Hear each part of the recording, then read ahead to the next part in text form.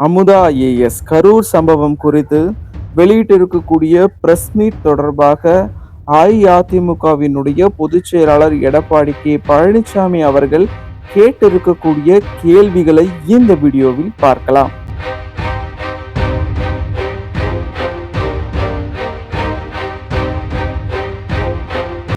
கரூர் துயர சம்பவத்திற்கு பிறகு ஸ்டாலின் அரசு முற்றிலும் சீர்குலைந்த நிலையில் உள்ளது. மக்களை பாதுகாப்பதில் ஏற்பட்ட தங்களின் தோல்வியை விரைவாக மறைத்து இந்த விபத்திற்கான காரணத்தை பிறர் மீது சுமத்த வேண்டும் என்பதே அரசின் நோக்கமாக தெரிகிறது. தேர்ந்தெடுக்கப்பட்ட மக்கள் பிரதிநிதிகள், அமைச்சர்கள் போன்றோர் இருக்கும் பொழுது வருவாய் செயலாளர் ஊடகங்களுக்கு பேட்டி அளிக்க வேண்டியதின் அவசியம் என்ன?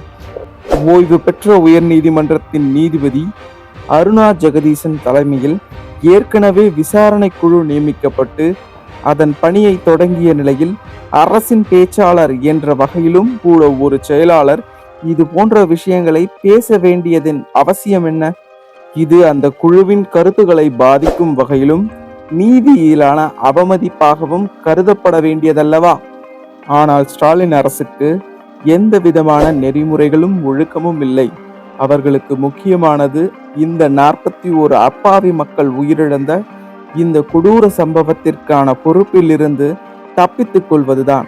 மேலும் உண்மை சம்பவத்தை மறைப்பதற்கு இப்படிப்பட்ட நாடகத்தை இந்த அரசு அரங்கேற்றி இருப்பது மக்களிடையே மிகப்பெரிய சந்தேகத்தை ஏற்படுத்தி இருக்கிறது என அஇஅதிமுகவின் பொதுச் செயலாளர் எடப்பாடி கே பழனிசாமி அவரது கேள்விகளை முன்வைத்துள்ளார்.